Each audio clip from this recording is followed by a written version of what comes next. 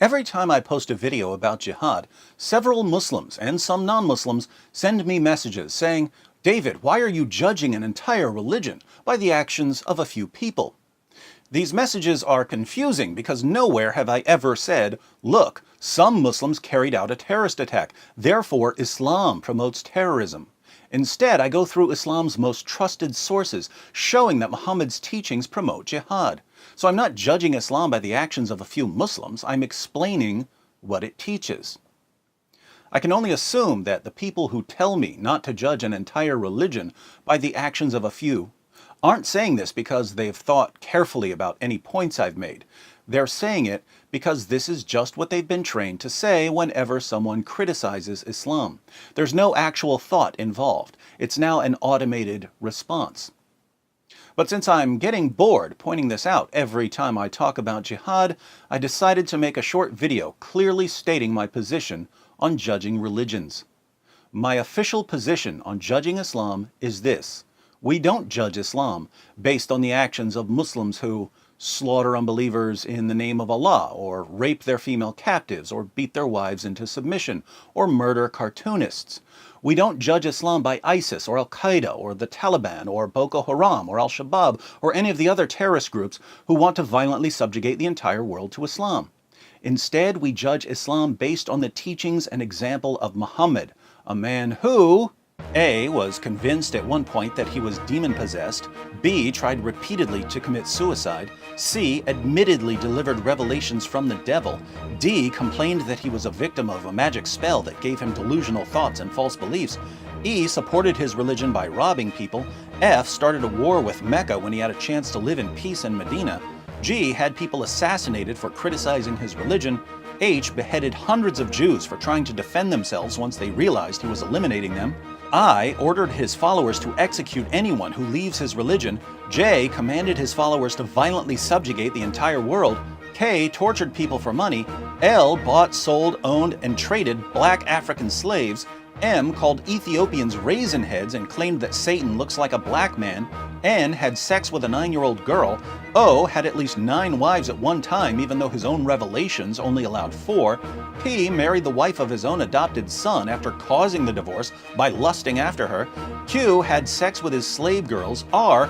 broke the promise he made to his wives that he would stop having sex with his slave girls after he got caught with a slave girl in the bed of his wife Hafsa, S. allowed his followers to rape their female captives, T. took the most beautiful captives back to his own tent, U. told his followers they could beat their wives into submission, V. declared that women are stupid and that their testimony is unreliable, W. promoted idolatrous pagan practices like kissing the black stone and bowing down to the Kaaba, X. repeated stories based on forgeries and passed them off as revelations from God, Y. portrayed God as deceptive and Jesus as a complete failure, and Z. has kept more people from knowing the true God than any other false prophet in history.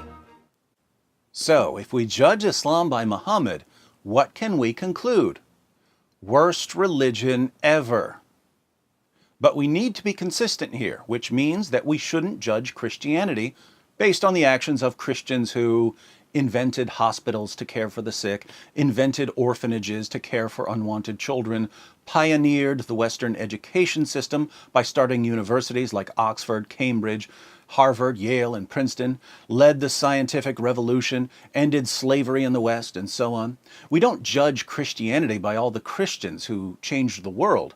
We judge Christianity by the teachings and example of Jesus, who A. created the universe, B. sustains the universe in existence, C. laid aside his glory so that he could enter creation as a human being to suffer for our sake, D. as to his human nature was born of a virgin, E. fulfilled dozens of Old Testament prophecies, F. miraculously fed thousands of people on more than one occasion, G. walked on water, H. could calm storms by speaking, I. healed the sick, J. cleansed the lepers, K. cast out demons, L. raised the dead, M. made the lame walk, N. gave sight to the blind, O. gave hearing to the deaf, P. gave hope to the oppressed, Q. confronted and rebuked their oppressors, R. broke down the barriers that kept people divided by race, class, and gender.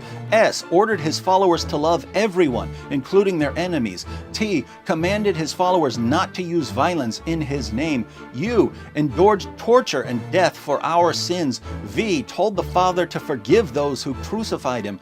W, rose from the dead. X, gives us his righteousness so that we can know God. Y, intercedes with the Father on our behalf. And Z, will eventually judge the entire world. So, if we judge Christianity by Jesus, what can we conclude? Best message ever.